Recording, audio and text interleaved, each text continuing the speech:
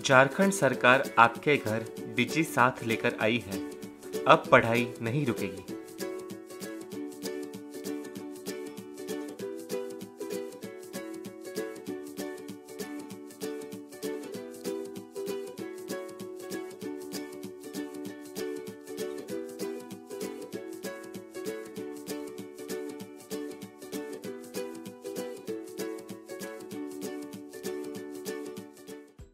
नमस्ते दोस्तों, आप सबका झारखंड सरकार के डिजी साथ प्रोग्राम में स्वागत है।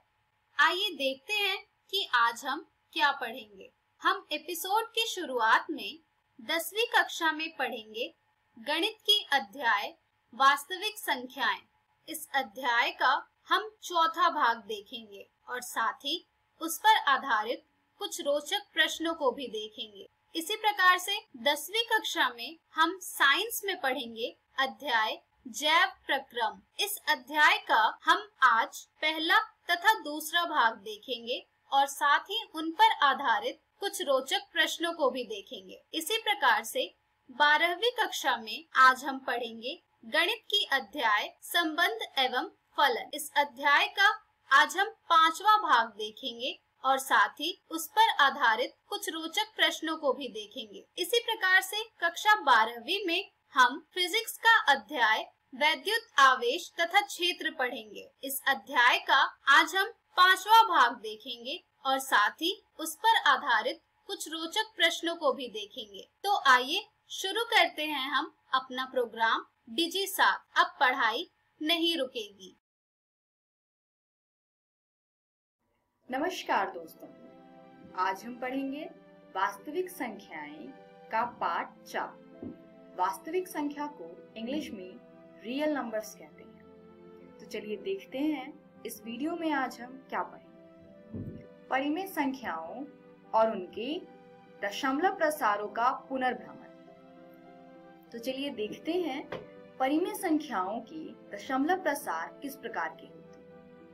परिमेय संख्याओं में 2 प्रकार के दशमलव प्रसार हो सकते हैं, शांत या फिर अशांत आवर्ती।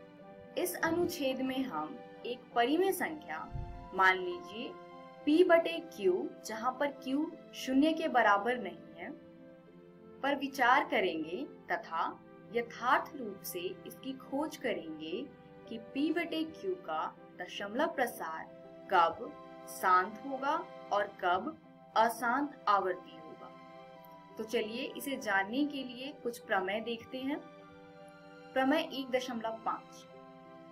मान लीजिए x एक ऐसी परिमेय संख्या है जिसका दशमलव प्रसार शांत है, तब x को p/q के रूप में व्यक्त किया जा सकता है, जहां p और q सह अभाज्य संख्या है तथा q का अभाज्य गुणनखंडन 2 की पावर n गुणे में 5 की पावर m के रूप का है, जहां nm कोई ऋणेतर पूर्णांक है। यानी x अगर कोई एक परिमेय संख्या है और उसका दशमलव प्रसार शांत है तो x को हम p/q के रूप में व्यक्त कर सकते हैं। साथ ही q का अभाज्य गुणनखंड 2 की पावर n गुणे में 5 की पावर m के रूप का होगा तथा n और m यहाँ पर ऋणेतर पूर्णांक होगा। ऋणेतर मतलब जो ऋणात्मक नहीं है, यानी कि धनात्मक होंगे। उदाहरण देखते हैं। मान लेते हैं x बराबर 0.375 एक परिमेय संख्या है। तो अब हम इसको 375 बटे में 1000 लिख सकते हैं दशमलव हटाने के बाद। अब हम यहाँ पर 1000 यानी कि जो इसका हर है उसका अभाज्य गुणनखंड करेंगे, तो ये आएगा 2 की पावर 3 गुणे में 5 की पावर 3। अब हम 5 की पावर 3 से 375 को कैंसिल करेंगे तो ये 3 बार में कटता है, तो ये आ जाएगा 3 बटे में 2 की पावर 3, जो कि बराबर आएगा 3 बटे में 8। तो आप पिछले प्रमेय को इस उदाहरण से समझ सकते हैं। x बराबर में 0.375 एक परिमेय संख्या है जिसको हम 3/8 यानी p/q की फॉर्म में लिख पा रहे हैं, क्योंकि इसका p/q फॉर्म जो है वहां पर q का भाज्य गुणनखंड 2 की पावर n गुने में 5 की पावर m के रूप में है। चलिए आगे बढ़ते हैं और एक अगला प्रमेय देखते हैं। प्रमेय 1.6। मान लीजिए x बराबर p/q है, जहां p और q सह अभाज्य है। एक इस प्रकार की परिमेय संख्या है कि q का अभाज्य गुणनखंडन 2 की पावर n गुने में 5 की पावर m के रूप का है, जहां n m ऋणोत्तर पूर्णांक हैं।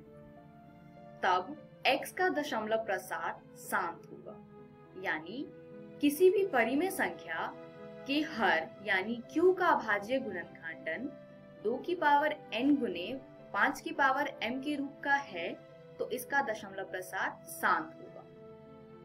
चलिए उदाहरण देखते हैं। मान लेते हैं x बराबर है 13/250।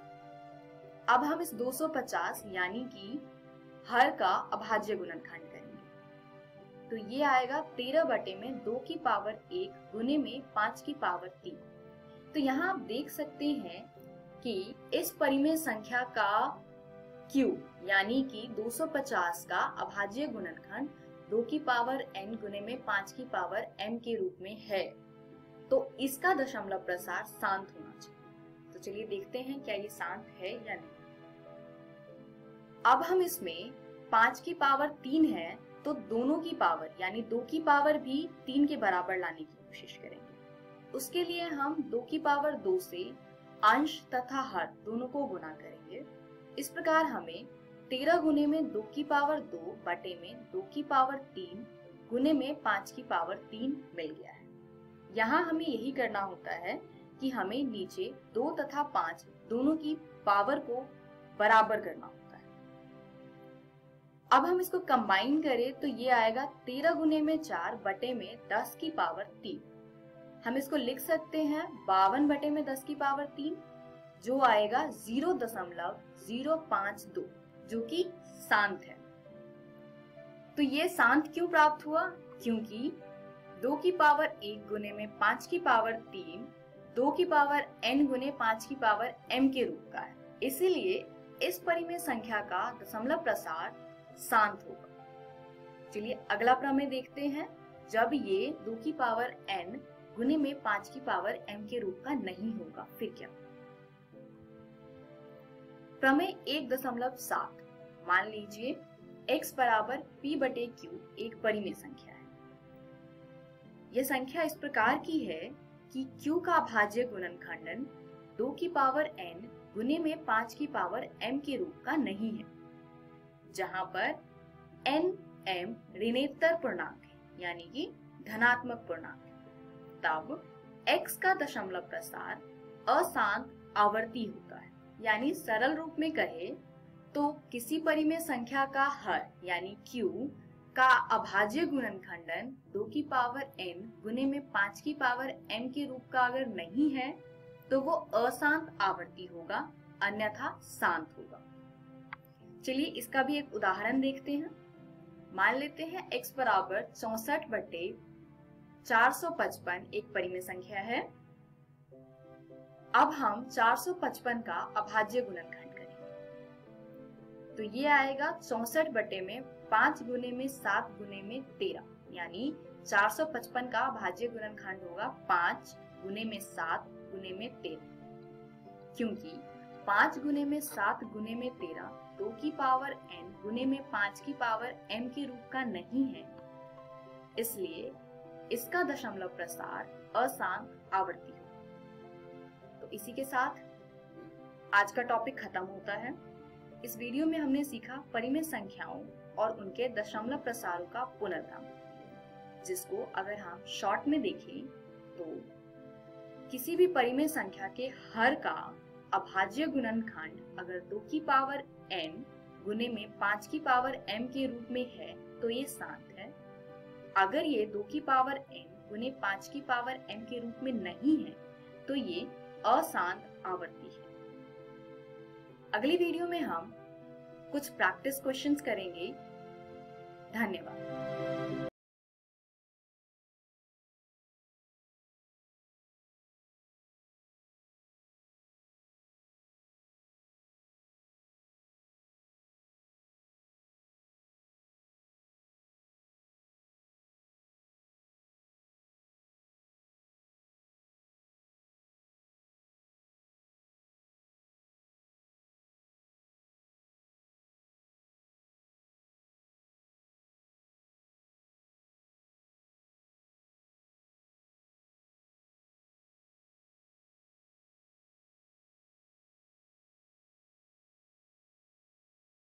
नमस्कार दोस्तों, आज हम एक नया अध्याय शुरू करने जा रहे हैं।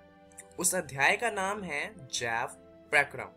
तो चलिए जानते हैं कि इस अध्याय में हम क्या क्या जानने वाले हैं। तो सबसे पहले हम बात करेंगे सजीव तथा निर्जीव की। उसके बाद हम बात करेंगे आवनिक गतियों के बारे में और फिर हम जानेंगे कि आखिर जैव प्रक्रम होता क्या है। और आखिरी में हम एक सवाल को देखेंगे, जो सवाल है कि विषाणु सजीव है या फिर नहीं।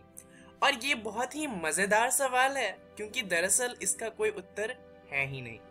तो चलिए शुरुआत करते हैं सजीव तथा निर्जीव को जानते हुए। अब हमने बचपन में पढ़ा था कि सजीव चीजें वो होती हैं जो चल सकती हैं। जैसे कि हम चल सकते हैं तो हम सजीव हैं। उसी तरीके से जो चीजें खेल सकती हैं, जैसे कि हम खेल सकते हैं तो हम सजीव हैं। वहीं पर जो चीजें बात कर सकती हैं, चल फिर सकती हैं, वो सारी चीजें सजीव होती हैं। परंतु अगर हम इस उदाहरण को देखें और इस तरीके से सजीव या निर्जीव में अंतर बताएं, तो अगर हम पेड़ की बात करेंगे तो पेड़ की बात करने पे हमें पता चलता है कि पेड़ बात तो कर ही नहीं सकते, ये खेल भी नहीं सकते और ना ही ये चल सकते हैं। तो हमने जो बचपन में पढ़ा था सजीव और निर्जीव के बारे में, उसके हिसाब से तो पेड़ निर्जीव हो गया। परंतु हम जानते हैं कि पेड़ निर्जीव नहीं होता। तो अब इससे हमें पता क्या चलता है? इससे हमें पता चलता है कि दिखाई देने वाली जो गति होती है वो जीवन को परिभाषित लक्षण के लिए पर्याप्त नहीं होती। तो यानी कि हमें कोई और लक्षण चाहिए जिन लक्षण के आधार पर हम बता सकें कि कोई सी चीज सजीव है या फिर नहीं है। तो यहीं पर जीवन के परिभाषित लक्षण के लिए आवनिक गतियां अधिक आवश्यक हो जाती हैं। अब यहाँ पर सवाल ये आता है कि आखिर आवनिक गतियां कहते किसे हैं, आखिर ये होती क्या है। तो चलिए जानते हैं एक उदाहरण से। अगर हम कोई खाना खाते हैं तो वो खाना पच जाता है और पचने के बाद क्या होता है, हमारे शरीर को उससे ऊर्जा की आपूर्ति होती है। अब ऐसा तो है नहीं कि हम खाना को खुद पचाते हैं, दरअसल हम तो बस खाने को खाते हैं और वो अपने आप ही पच जाता है और हमारे शरीर को उससे ऊर्जा भी मिल जाती है।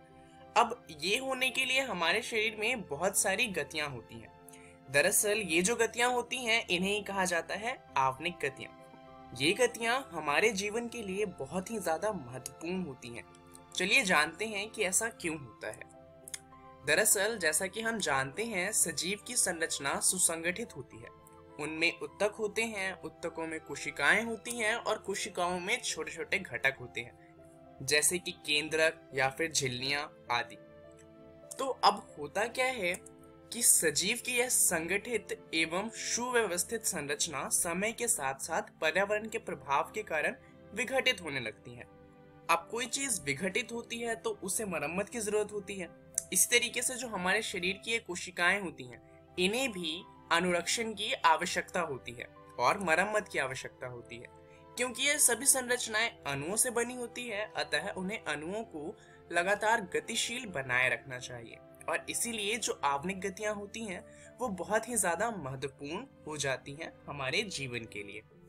उदाहरण के लिए हमारे शरीर में एक आवनिक गति होती है हमारे रक्त का बहाव।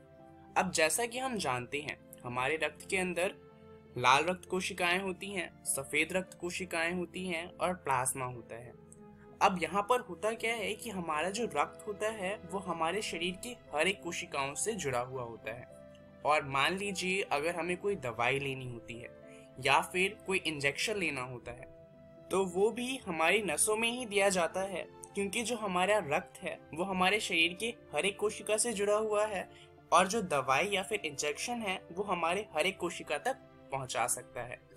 इसी तरीके से जो हम भोजन खाते हैं वो पचने के बाद रक्त में चला जाता है, क्योंकि जो पचा हुआ भोजन होता है वो कोशिकाओं को चाहिए होता है, और जो रक्त है वो सभी कोशिकाओं से जुड़ी हुई होती है, इसलिए वो सभी कोशिकाओं तक उन भोज्य पदार्थों को पहुंचा सकती है। तो जो हमारा रक्त है वो हमारे शरीर के लिए एक वाहन का काम करता है। दरअसल इसे कहा जाएगा एक अनुरक्षण प्रक्रम, क्योंकि यहाँ पर पूरा एक प्रोसेस है किसी काम को करने के लिए। तो सवाल ये आता है कि आखिर सजीवों में अनुरक्षण के ये प्रक्रम है कौन कौन से। तो चलिए खोजते हैं इन प्रक्रम के बारे में कि आखिर ये कौन कौन से हैं। दरअसल अगर हम किसी जीव की बात करें तो जीवों का जो अनुरक्षण कार्य होता है वो निरंतर होना चाहिए।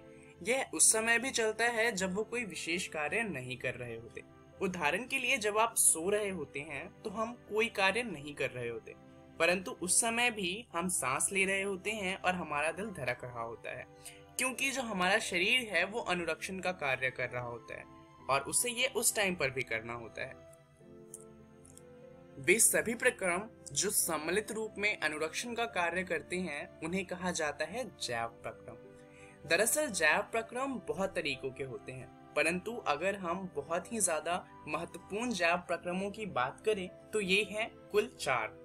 चलिए जानते हैं कि ये चारों कौन से हैं। सबसे पहले आता है पोषण। पोषण में होता क्या है कि जो हम खाना खाते हैं उससे हमें पोषण मिलता है, और इसके अंदर पाचन होता है। दरअसल जो हम खाना खाते हैं वो हम भोजन के रूप में लेते हैं, और जो हमारा शरीर होता है वो उसको बाद में पचा देता है, और पचने के बाद जो हमारा भोजन होता है उससे हमें ऊर्जा की चीजें मिल जाती हैं, जिससे हमारी कोशिकाओं को ऊर्जा मिलती है और वो अपना काम अच्छे से कर सकती है।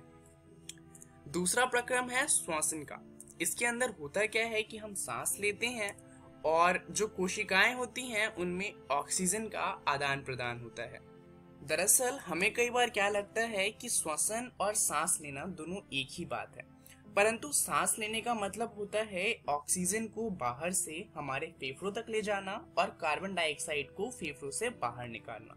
सांस लेने का प्रोसेस सिर्फ इतना सा होता है। वहीं अगर हम श्वसन की बात करें तो उसमें सांस लेना भी आता है, उसमें जो कोशिकाओं के बीच में ऑक्सीजन और कार्बन डाइऑक्साइड का आदान प्रदान होता है वो भी आता है, और इस ऑक्सीजन की मदद से जो हमारी कोशिकाओं में ऊर्जा बनती है ये भी श्वसन प्रोसेस के अंदर ही आता है। तो श्वसन और सांस लेना दोनों समान नहीं है। सांस लेने का मतलब होता है सिर्फ सांस लेना, वहीं पे श्वसन एक प्रक्रम है जिसके अंदर बहुत सी चीजें होती हैं। अब तीसरा प्रक्रम है वहन का। वहन में जो हमारा हृदय होता है वो हमारे रक्त को हमारे हर कोशिका तक पहुंचाता है। वहीं पर रक्त का काम होता है भोजन का स्थानांतरण। इसके अलावा जो रक्त होता है वो मिनरल्स को और कई सारी और चीजों को भी कोशिकाओं तक पहुंचाता है। और चौथा प्रोसेस होता है उत्सर्जन का। इस प्रक्रम में जो कचरा होता है उसे हमारे शरीर से हटाया जाता है। मतलब ये जो इससे पहले जितने भी प्रक्रम पढ़े थे उनसे क्या होता है कि शरीर में कुछ ऐसी चीजें आ जाती हैं जो हमारे शरीर को नहीं चाहिए, तो हमारे शरीर के लिए वो क्या हो गई, कचरा। और क्योंकि कचरा शरीर में तो नहीं रखना, उसे हटाना चाहिए, तो उत्सर्जन वो प्रक्रम है जिससे इस कचरे को शरीर से हटाया जाता है। यहाँ पर हमारी मदद करता है हमारा वृक्क, जिसे कहते हैं किडनी। ये हमारे शरीर में 2 होते हैं और ये हमारे शरीर से कचरे को हटाने का काम करते हैं। तो ये 4 जैव प्रक्रम हैं जो बहुत ही ज्यादा महत्वपूर्ण है। आगे आने वाली वीडियोस में हम इन चारों प्रक्रम को और अच्छे से जानेंगे। तब तक चलिए उस प्रश्न की बात कर लेते हैं जिसकी बात हमने वीडियो के शुरुआत में भी करी थी। जो प्रश्न था कि विषाणु सजीव है या नहीं। दरअसल विषाणुओं के अंदर आवनिक गति नहीं होती। अब हमने शुरुआत में ये जाना था कि जीवन की परिभाषा क्या है। वो जीव जिनमें आवनिक गति होती है वो जीवित होते हैं, परंतु जो वायरस यानी कि विषाणु होते हैं उनके अंदर आवनिक गति होती ही नहीं, तो इसका मतलब ये निर्जीव है। परंतु जब ये किसी कोशिका को संक्रमित करते हैं तब इनके अंदर आवनिक गतियां होती हैं। तो अब इसका मतलब कि जब ये किसी को संक्रमित कर लेते हैं तब ये सजीव हो जाते हैं। तो देखा जाए तो विषाणु के अंदर आवनिक गतियां होती भी हैं और नहीं भी होती, और इसी कारण यह विवाद बना हुआ है कि ये वास्तव में सजीव होते हैं या नहीं। और कुछ लोग कहते हैं कि ये सजीव होते हैं, वहीं पे कुछ लोग कहते हैं कि ये निर्जीव होते हैं। तो चलिए जानते हैं कि आखिर इस वीडियो में हमने क्या क्या सीखा। सबसे पहले हमने जाना कि सजीव तथा निर्जीव क्या होते हैं। उसके बाद हमने जाना आवनिक गतियां क्या होती हैं। फिर हमने जैव प्रक्रम की बात करी और अंत में हमने एक सवाल के बारे में जाना, जो सवाल था कि विषाणु सजीव है या नहीं। अब इन सभी के बारे में आप अपनी बुक NCERT का जैव प्रक्रम वाला अध्याय पढ़ सकते हैं, जिसके अंदर आपको पढ़ना है कि जैव प्रक्रम क्या होता है। अब हम अगली वीडियो में बात करेंगे पोषण के बारे में। तो आपको दो काम करने हैं। पहला काम तो ये करना है कि आपने जो आज पढ़ा है उसके बारे में दोबारा से पढ़ना है, और दूसरा काम ये करना है कि अगली कक्षा में आपको पोषण पढ़ के आना है। इस वीडियो के लिए इतना ही। धन्यवाद।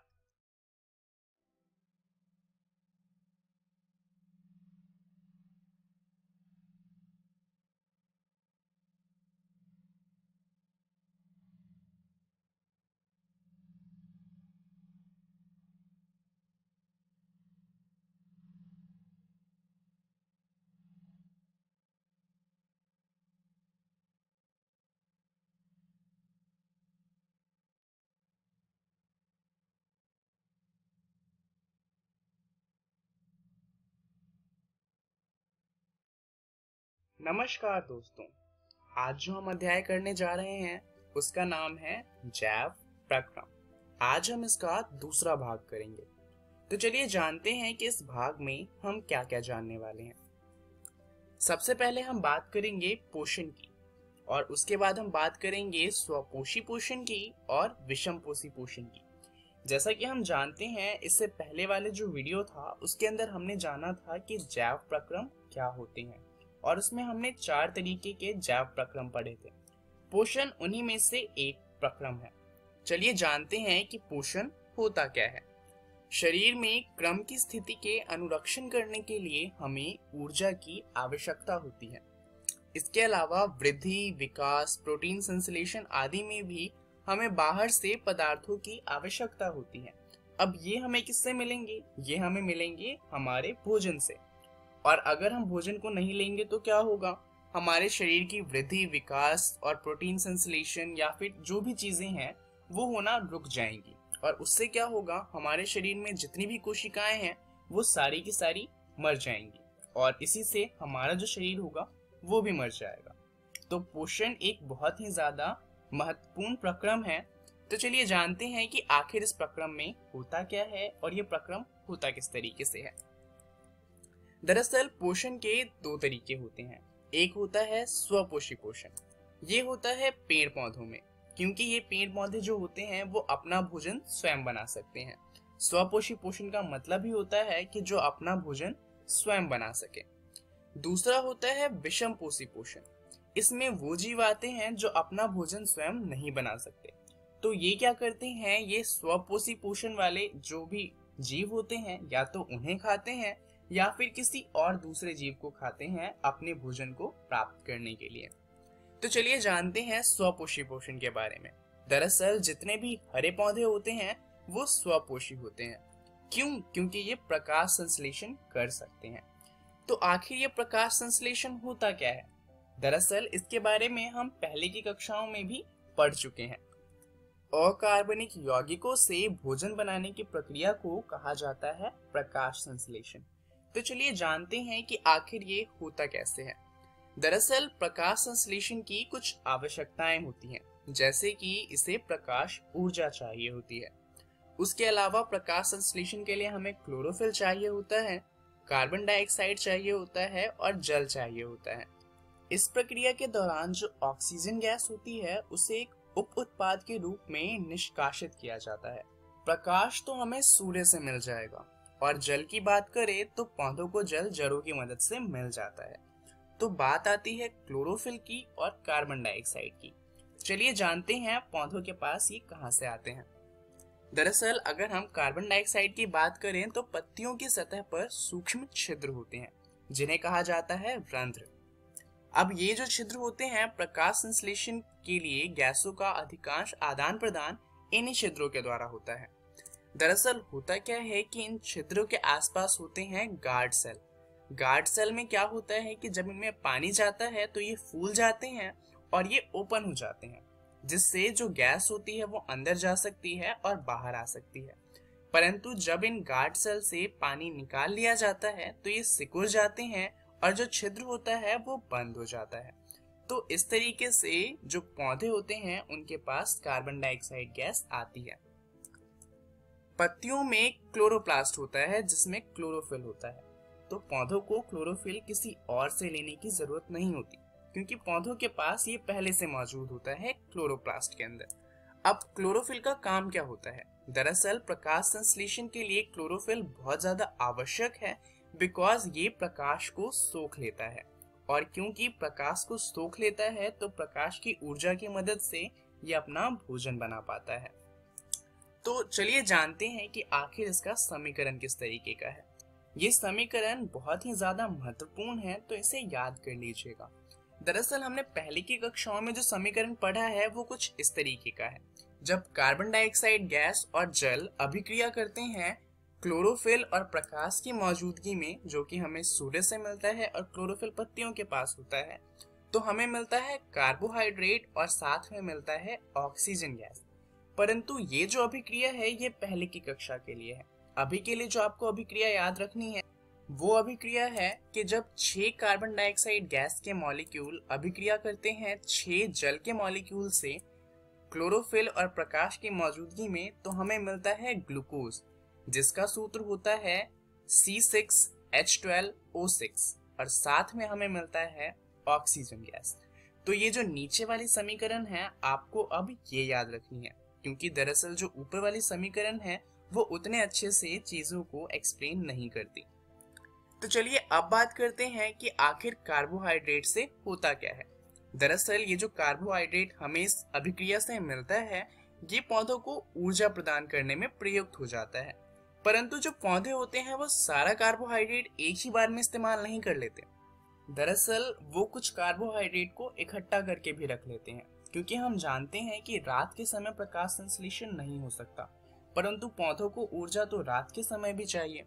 तो जो कार्बोहाइड्रेट तुरंत प्रयुक्त नहीं होते हैं उन्हें मंड यानी कि स्टार्च के रूप में संचित कर लिया जाता है। इसी तरीके से जो हमारा शरीर है, हमारे शरीर में भी जो ऊर्जा इस्तेमाल नहीं होती उसे इकट्ठा किया जाता है ग्लाइकोजन के रूप में। चलिए अब बात करते हैं विषमपोषी जीवों के बारे में कि आखिर विषमपोषी जो पोषण होता है वो किस तरीके से होता है। विषमपोषी जीव स्वपोषी जीव पर प्रत्यक्ष या अप्रत्यक्ष रूप से निर्भर करता है। अब ये एक बहुत बड़ी बात है, क्योंकि इसका मतलब ये है कि अगर स्वपोषी जीव खत्म हो जाते हैं तो जो विषमपोषी जीव है वो भी खत्म हो जाएंगे, क्योंकि वो प्रत्यक्ष या अप्रत्यक्ष रूप से स्वपोषी जीव पर निर्भर करते हैं। इसका मतलब ये है कि अगर पृथ्वी से सारे पेड़ हटा दिए जाएं तो इस पृथ्वी पर जितना भी जीवन है वो सारा का सारा खत्म हो जाएगा। अब हम ये तो जानते हैं कि हम पौधों से अपना खाना प्राप्त करते हैं, जैसे कि चावल, गेहूं, ये सब हमें पौधों से मिलता है। पर कोई कह सकता है कि हम तो बकरियों को भी खाते हैं, पर बकरियों तो पौधों पे नहीं उगती, इसका मतलब हम बकरियों को खाकर जीवित रह सकते हैं। परंतु देखा जाए तो बकरियां क्या खाती हैं? बकरियां घास को खाती हैं।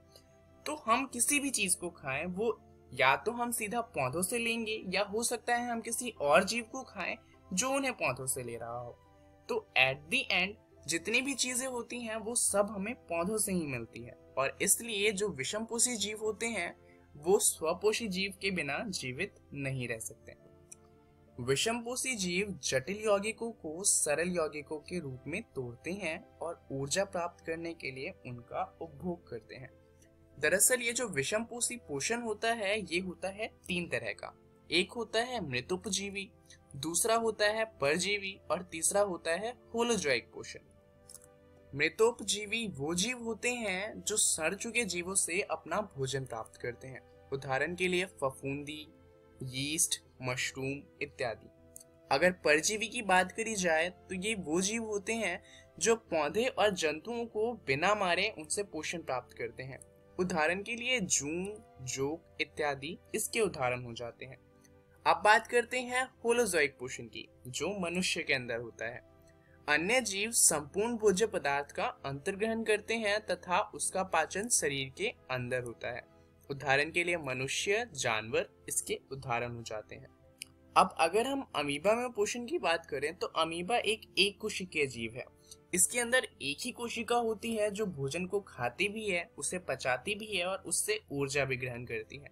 वहीं अगर हम मनुष्य जैसे जीवों की बात करें तो उनके पास काम बटा हुआ होता है, जैसे कि हाथ का इस्तेमाल होता है खाना खाने के लिए, मुंह से हम खाने को चबाते हैं और आमाशय में खाना पचाया जाता है। अब अगर हम अमीबा की बात करें तो अमीबा कोशिकीय सतह से उंगली जैसे अस्थायी प्रवर्ध की मदद से भोजन ग्रहण करता है, जैसा कि आप यहाँ पर देख सकते हैं। यह प्रवर्ध भोजन के कणों को घेर लेता है तथा संगलित होकर खाद्य रिक्तिका को आप यहाँ पर देख सकते हैं। खाद्य रिक्तिका के अंदर जटिल पदार्थों का विघटन सरल पदार्थों में किया जाता है और वे कोशिका द्रव्य में विस्तृत हो जाते हैं और इस तरीके से अमीबा का पोषण पूरा होता है। तो चलिए जानते हैं इस वीडियो में हमने क्या क्या सीखा। हमने बात करी पोषण की, जहां पर हमने 2 तरीके के पोषण जाने, जो थे स्वपोषी पोषण और विषमपोषी पोषण। इसके बारे में और अच्छे से जानने के लिए आप अपनी एनसीईआरटी के जैव प्रक्रम वाले अध्याय को पढ़िएगा, जहां पर आपको पढ़ना है पोषण और जीव अपना पोषण कैसे प्राप्त करते हैं। अगली वीडियो में हम बात करेंगे मनुष्यों में पोषण के बारे में। तो आपको 2 काम करने हैं। पहला, इस वीडियो में जो चीजें पढ़ी हैं उसे बुक में फिर से जाकर पढ़ना है और अगली कक्षा में मनुष्यों में पोषण को पढ़ के आना है। इस वीडियो के लिए इतना ही।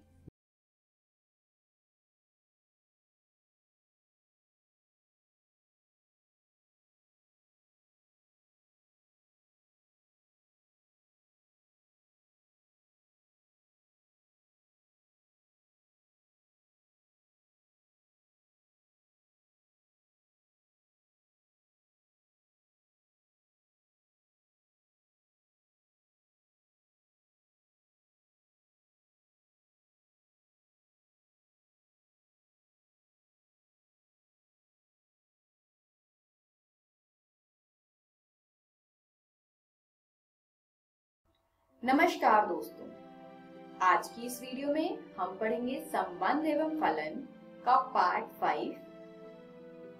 संबंध एवं फलन को इंग्लिश में रिलेशंस एंड फंक्शंस कहते हैं। चलिए देखते हैं पार्ट 5 में हम क्या पढ़ेंगे। द्विआधारी संक्रियाएं। द्विआधारी संक्रियाएं क्या होती हैं? वे संक्रियाएं जहां पर 2 चीजों पर यानी 2 अवयव पर अगर संक्रिया लगाया जाए तो वह दोनों मिलकर के एक तीसरा अवयव हमें देते हैं। जैसे कि जोड़ में हम क्या करते हैं, 2 संख्याओं को लेते हैं और अगर हम उसमें जोड़ संक्रिया का प्रयोग करें तो जोड़ने के बाद एक तीसरी संख्या हमें प्राप्त होती है। तो इसको कहते हैं द्विआधारी संक्रियाएं, जहां पर 2 अवयव को मिला करके उस पे संक्रिया लगा करके अगर हम कुछ तीसरा प्राप्त कर पाए। पढ़ते हैं द्विआधारी संक्रियाओं के बारे में डिटेल में। किसी समुच्चय A में एक द्विआधारी संक्रिया स्टार, एक फलन स्टार जहां A क्रॉस A से A पर परिभाषित है, हम स्टार ब्रैकेट में A, B को A स्टार B द्वारा निरूपित करते हैं। तो ये है परिभाषा द्विआधारी संक्रियाओं का। चलिए जानते हैं इसका अर्थ क्या है। सबसे इम्पोर्टेंट चीज इसके बारे में, द्विआधारी संक्रिया हमेशा किसी समुच्चय पर परिभाषित होती है, जैसे कि यहाँ पर A समुच्चय पर परिभाषित है। अब एक समुच्चय A पर परिभाषित द्विआधारी संक्रिया स्टार A क्रॉस A से A पर परिभाषित होगा, तब A स्टार B जहां पर A कैपिटल A में है, B अगेन कैपिटल A में है और इन दोनों पर संक्रिया लगाने के बाद जो A स्टार B प्राप्त होगा वो भी कैपिटल A में ही होगा, यानी वो समुच्चय जिस पर द्विआधारी संक्रिया परिभाषित है। तो ये है द्विआधारी संक्रिया की परिभाषा और उसका मीनिंग। चलिए कुछ एग्जाम्पल देखते हैं। योग एक एग्जाम्पल है द्विआधारी संक्रिया। अगर हम योग को वास्तविक संख्या पर परिभाषित करें, यानी योग जो R क्रॉस R से R पर परिभाषित है, तब a जमा b, जहाँ a तथा b वास्तविक संख्या है, दोनों का योग भी वास्तविक संख्या है। एग्जाम्पल देखते हैं, जैसे 4 जमा 3, 4 एक वास्तविक संख्या है तथा 3 एक वास्तविक संख्या है, दोनों को जोड़ने पर 7 प्राप्त होता है, तो ये भी एक वास्तविक संख्या है। तो हम कहेंगे योग एक द्विआधारी संक्रिया है अगर ये समुच्चय R पर परिभाषित है। चलिए गुणा जो वास्तविक संख्या पर परिभाषित है, यानी गुणा R क्रॉस R से R पर परिभाषित है, तो ये भी एक द्विआधारी संक्रिया है, क्योंकि A क्रॉस A किसी भी दो वास्तविक संख्याओं का गुणनफल भी वास्तविक संख्या ही होता है। दोस्तों, क्या किसी के दिमाग में ये आ रहा है कि जोड़ या गुणा तो हम दो से अधिक संख्याओं का भी करते हैं? यानी चलिए गुणा का एग्जाम्पल देते हैं। अगर मुझे A cross B cross C निकालना है, तो क्या ये द्विआधारी संक्रिया नहीं है, क्योंकि यहाँ पे 3 अवयव है? तो ये भी द्विआधारी संक्रिया ही है, क्योंकि अगर हमें A cross B cross C निकालना होता है तो हम पहले किसी दो संख्याओं को गुणा करते हैं, इसीलिए वो द्विआधारी कहा जाएगा, और जो आंसर आएगा उसको फिर हम तीसरी संख्या से करते हैं। तो इसीलिए अगर हम दो से अधिक संख्याओं पर भी द्विआधारी संक्रिया लगा रहे हैं तो हम एक साथ नहीं लगाते, हम एक समय पर दो संख्या को ही लेते हैं। चलिए देखते हैं अंतर। क्या अंतर द्विआधारी संक्रिया है? तो अंतर अगर हम वास्तविक संख्या पर देखें तो जी हाँ, ये एक द्विआधारी संक्रिया है, क्योंकि किसी दो वास्तविक संख्याओं का अंतर भी वास्तविक संख्या ही होता है। पर क्या अंतर प्राकृत संख्याओं पर भी द्विआधारी संक्रिया होगी? तो नहीं। प्राकृत संख्या में अगर मैं पहली संख्या 5 लूं और दूसरी संख्या 10 लूं, तो 5 घटा 10 माइनस का 5 आता है, जो कि एक प्राकृत संख्या नहीं है। इसीलिए अंतर अगर प्राकृत संख्या पर परिभाषित है तो वह द्विआधारी संक्रिया नहीं है। अगला भाग। तो अगर भाग वास्तविक संख्या पर परिभाषित है तो क्या ये द्विआधारी संक्रिया है? तो नहीं, ये द्विआधारी संक्रिया नहीं है। क्यों? क्योंकि अगर हम a बटे b निकालना चाहें और b का मान 0 रखें, तब a बटा b परिभाषित नहीं है, इसीलिए भाग एक द्विआधारी संक्रिया नहीं है अगर ये वास्तविक संख्या पर परिभाषित है। चलिए देखते हैं द्विआधारी संक्रियाओं के कुछ प्रॉपर्टीज। पहली है क्रम विनिमयता। समुच्चय X में एक द्विआधारी स्टार संक्रिया क्रम विनिमय यानी कॉम्यूटेटिव कहलाती है यदि प्रत्येक a, b belongs to x, यानी कि a और b जो x में है के लिए a स्टार b बराबर हो b स्टार a की। जैसे 4 जमा 3 बराबर है 7 के, तो 3 जमा 4 भी बराबर है 7 के, यानी 4 जमा 3 बराबर है 3 जमा 4 के। तो हम कहेंगे कि योग एक क्रम विनिमय है, यानी यहाँ पर ये द्विआधारी संक्रिया क्रम विनिमय है। चलिए देखते हैं घटाव का। 4 माइनस 3 बराबर होता है 1 के, वहीं 3 माइनस 4 बराबर होगा माइनस 1 के। तो यहाँ आप देख सकते हैं 4 माइनस 3 3 माइनस 4 के बराबर नहीं है, इसीलिए ये क्रम विनिमय नहीं है। अगली प्रॉपर्टी है सहचार्यता। सहचार्यता क्या होता है? एक द्विआधारी संक्रिया स्टार a क्रॉस a से a पर परिभाषित है, सहचार्य कहलाती है यानी एसोसिएटिव कहलाती है यदि a star b star c, यानी जिसमें हमने a और b को साथ में सॉल्व किया है, बराबर हो a star b star c, जहां पर b और c को पहले हल किया गया है। For all a b c belongs to a, यानी प्रत्येक a b c जो कि a में। चलिए एग्जांपल देखते हैं। 4 जमा 3 जमा 5, जहां पे अगर 4 और 3 को हम पहले जोड़े, इसी प्रकार 4 जमा 3 जमा 5, जहां पे हम 3 और 5 को पहले जोड़े। आप देख सकते हैं दोनों ही संख्या बिल्कुल सेम है, हम बस कंबाइन अलग अलग संख्याओं को कर रहे हैं। पहले में हमने 4 और 3 को पहले जोड़ा और दूसरे में हमने 3 और 5 को पहले जोड़ा। इस प्रकार हमारे पास आता है 7 जमा 5 और दूसरे में आएगा 4 जमा 8। 7 जमा 5 12 के बराबर है तथा 4 जमा 8 भी 12 के बराबर है। तो आप देख सकते हैं दोनों ही केस में उत्तर बराबर है, यानी योग एक साहचर्य द्विआधारी संक्रिया है। चलिए दूसरा एग्जाम्पल देखते हैं। एक बाइनरी ऑपरेशन यानी कि द्विआधारी संक्रिया वास्तविक संख्या पर परिभाषित है कुछ इस प्रकार, जहां a स्टार b बराबर होगा a जमा 2b के। तो हमें चेक करना है क्या ये सहचार्य है या नहीं। चलिए देखते हैं। अपनी तरफ से कुछ वास्तविक संख्याएं लेट करते हैं। a बराबर 8 लिया हमने, b बराबर 5 तथा c बराबर 4 लिया।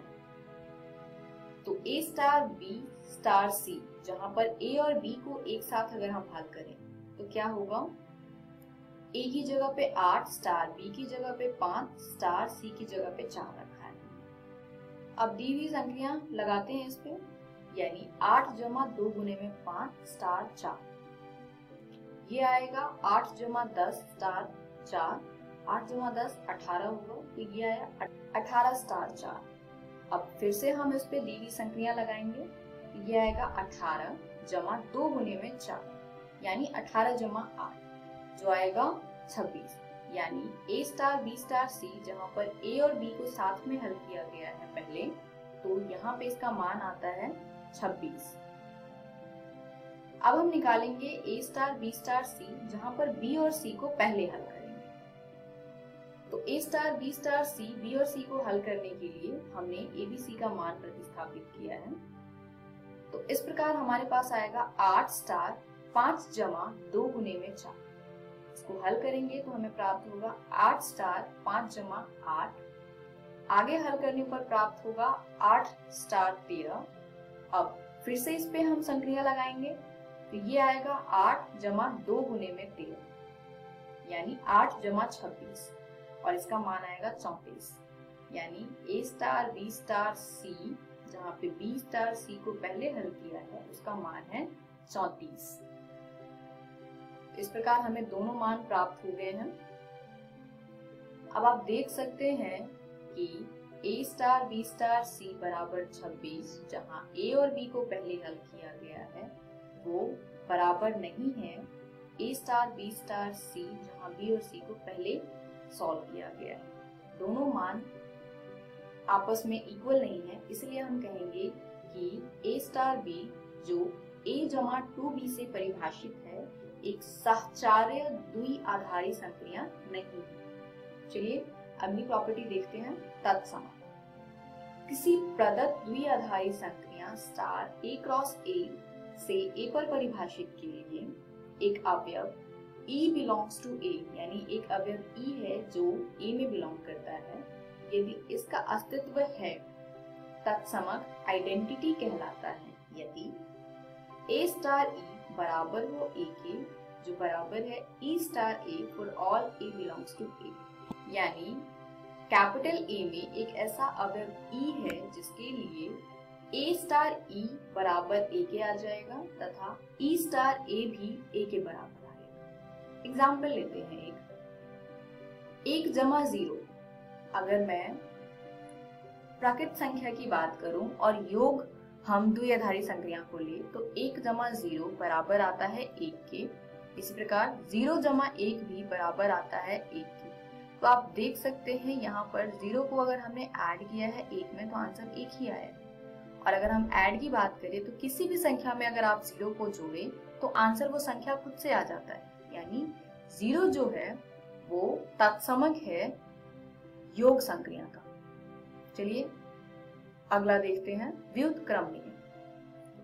A में तत्समक अवयव E वाले एक प्रदत्त द्विआधारी संक्रिया स्टार A क्रॉस A से A पर परिभाषित के लिए किसी अवयव A बिलोंग्स टू A को संक्रिया स्टार के संदर्भ में व्युत्क्रमणीय कहते हैं, यदि A में एक ऐसे अवयव B का अस्तित्व है कि A स्टार B बराबर E बराबर B स्टार A हो, तो B को A का प्रतिलोम है। जिसे प्रतीक A इनवर्स यानी कि A की पावर -1 द्वारा निरूपित करते हैं। यहाँ पर A स्टार B बराबर आ जाए E यानी तत्समक के तथा B स्टार A बराबर आ जाए E यानी तत्समक के। A इनवर्स यानी A का प्रतिलोम B के बराबर होता है। जैसे अगर हम योग की बात करें तो 3 का प्रतिलोम -3 होगा, और अगर हम गुणा की बात करें तो 3 का प्रतिलोम 1/3 होगा। इस वीडियो में हमने सीखा द्विआधारी संक्रियाएं, जिसमें हमने इसकी प्रॉपर्टीज पढ़ी, क्रम विनिमयता यानी कम्यूटेटिविटी, सहचार्यता यानी एसोसिएटिविटी, तत्समक यानी आइडेंटिटी, व्युत्क्रमणीय यानी इनवर्स। अगली वीडियो में हम कुछ प्रैक्टिस क्वेश्चंस करेंगे। धन्यवाद।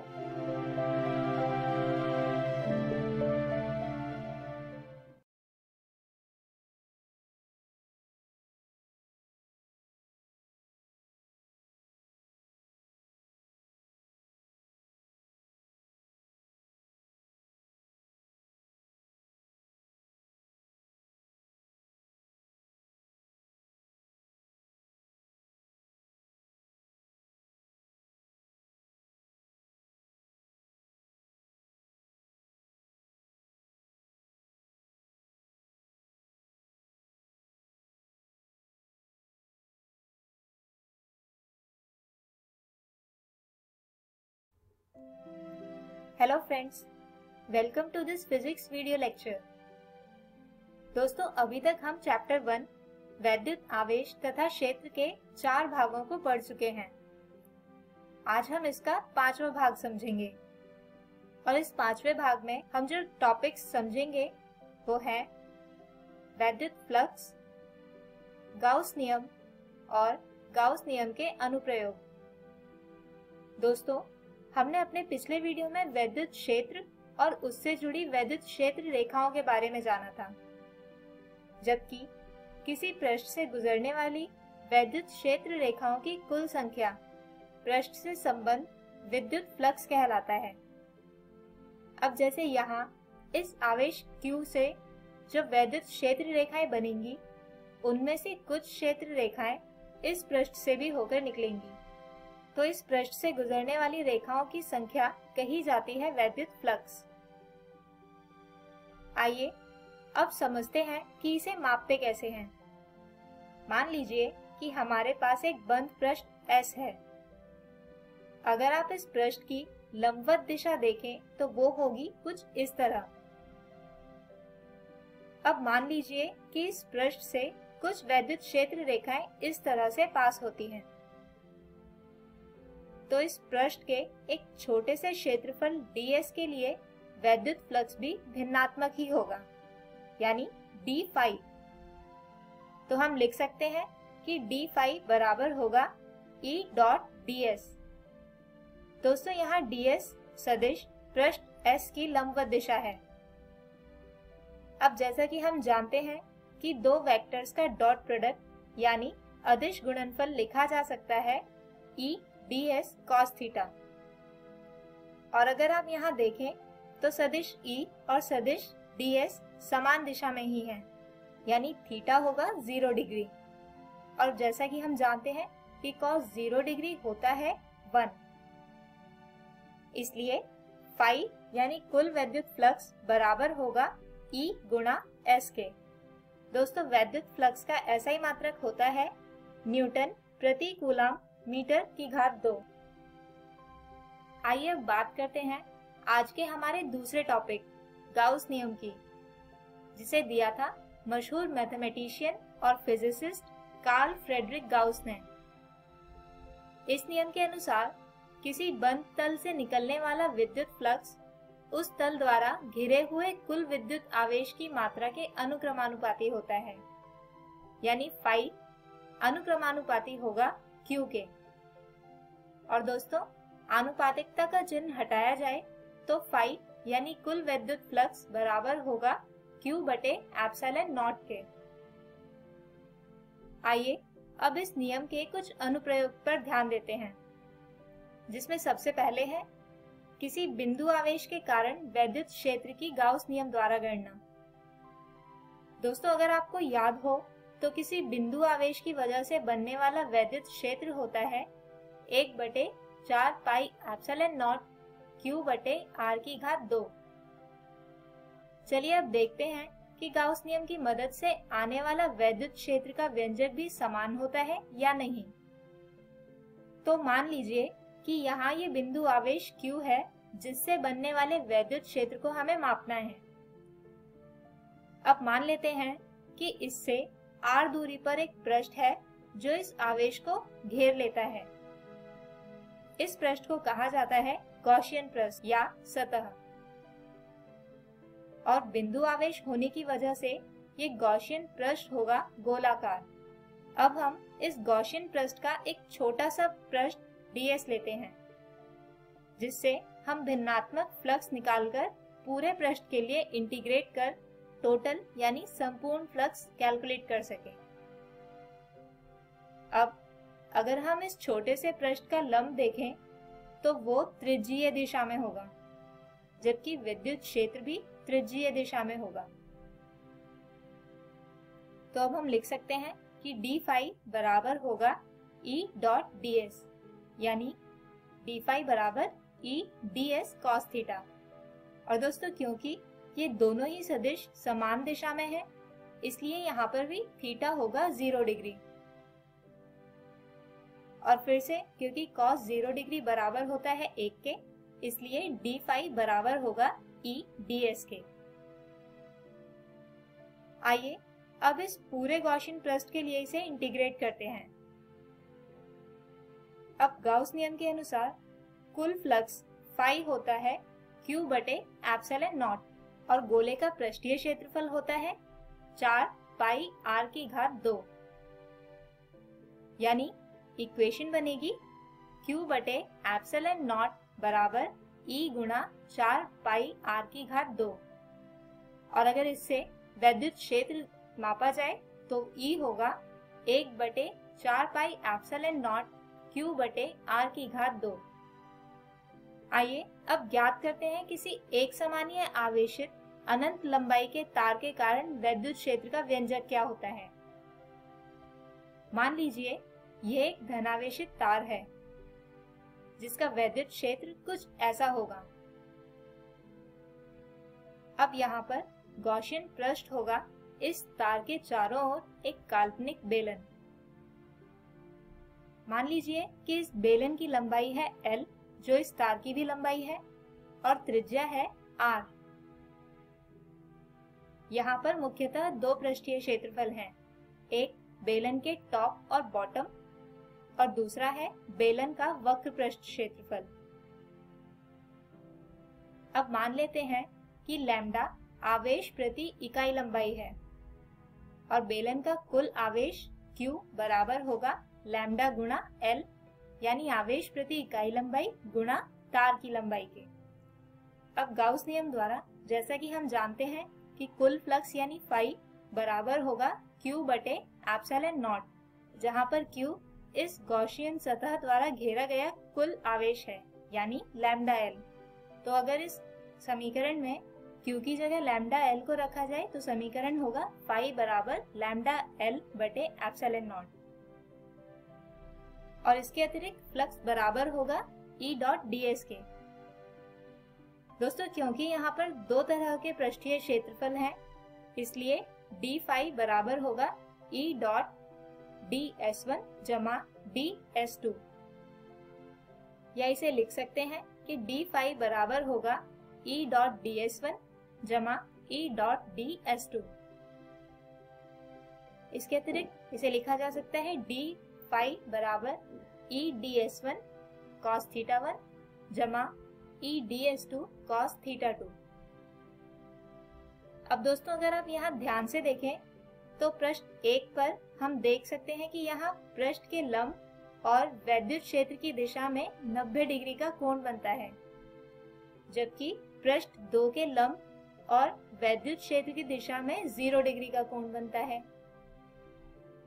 जिसकी वजह से सिर्फ पृष्ठ 2 वाला व्यंजक ही इस समीकरण में रह पाएगा। क्योंकि cos 90 की वैल्यू 0 होती है और पृष्ठ 1 वाला व्यंजक समाप्त हो जाता है। यानी अब समीकरण आएगी d phi बराबर e ds2 cos 0 डिग्री या d phi बराबर e ds2, और जिसे पूरे पृष्ठ के लिए इंटीग्रेट करना पड़ेगा। लेकिन उससे पहले हम लिख लेते हैं गाउस नियम की सहायता से निकलने वाला कुल फ्लक्स, जो था phi बराबर लैम्डा l बटे एप्सिलॉन नॉट। इसके अलावा इंटीग्रेट करने पर आता है लैम्डा l बटे एप्सिलॉन नॉट बराबर e गुणा 2 पाई r l। और दोस्तों, इससे अगर वैद्युत क्षेत्र का व्यंजक निकाला जाए तो वो आएगा लैम्डा बटे 2 पाई एप्सिलॉन नॉट r। तो दोस्तों, हम उम्मीद करते हैं कि आज के वीडियो के टॉपिक्स आपको समझ आए होंगे। आइए आज के इन्हीं टॉपिक्स पर आधारित एक उदाहरण समझते हैं। किसी घन जिसके अंदर आवेश जमा Q उपस्थित है के एक पृष्ठ से संबंधित वैद्युत फ्लक्स की गणना करें। तो फ्रेंड्स, जैसा कि हमें दिया गया है कि एक घन के अंदर आवेश Q बंद है, तो हम गाउस नियम की मदद से लिख सकते हैं कि घन से निकलने वाला वैद्युत फ्लक्स फाई बराबर होगा Q बटे एप्सिलॉन नॉट के। अब क्योंकि घन में कुल 6 पृष्ठ होते हैं, तो किसी एक पृष्ठ से निकलने वाला वैद्युत फ्लक्स कुल फ्लक्स का 1/6 होगा। यानी फाई बराबर होगा 1/6 गुणा घन से निकलने वाला कुल वैद्युत फ्लक्स।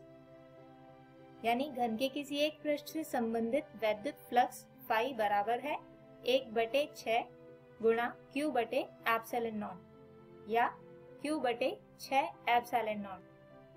तो आज के हमारे इस वीडियो में हमने समझा वैद्युत फ्लक्स को और जाना गाउस नियम को। इसके साथ हमने देखे गाउस नियम के कुछ अनुप्रयोग, जैसे किसी बिंदु आवेश के कारण वैद्युत क्षेत्र और किसी एक समानीय आवेशित अनंत लंबाई के तार के कारण वैद्युत क्षेत्र। हमारे अगले वीडियो में हम समझेंगे गाउस नियम के ही कुछ और अनुप्रयोग। तब तक के लिए take care and good bye.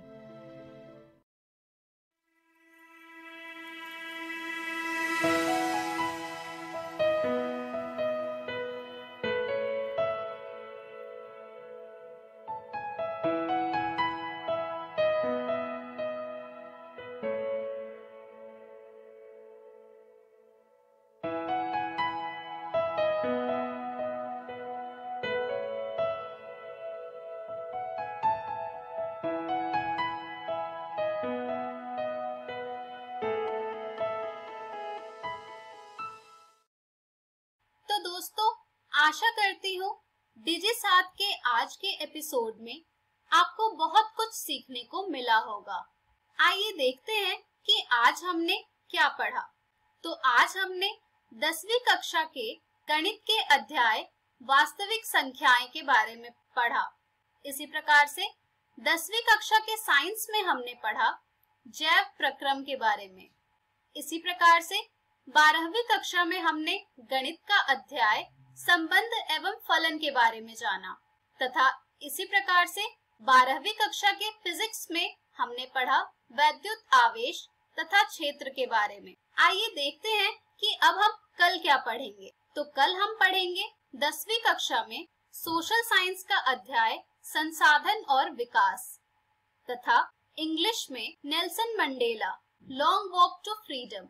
इसी प्रकार से 12वीं कक्षा में हम पढ़ेंगे केमिस्ट्री का अध्याय ठोस अवस्था तथा बायोलॉजी का अध्याय जीवों में जनन। एक जरूरी सूचना, इस एपिसोड को जो अभी हमने देखा इसका पुनः प्रसारण YouTube पर किया जाएगा इकोवेशन के चैनल पर ठीक 3 बजे। तो यदि आप अपने दोस्तों के साथ ये एपिसोड शेयर करना चाहते हैं या इसे पुनः देखना चाहते हैं तो YouTube पर डिजी7 इकोवेशन सर्च करें, जिससे कि आप इस वीडियो तक पहुंच जाएंगे। धन्यवाद दोस्तों। झारखंड सरकार रोज आपके लिए शिक्षण सामग्री लाएगी। अब पढ़ाई नहीं रुकेगी। यदि आपको कोई प्रश्न है तो कृपया इस टोल फ्री नंबर पर कॉल करें 1800-572-8585 या हमें ईमेल करें। धन्यवाद।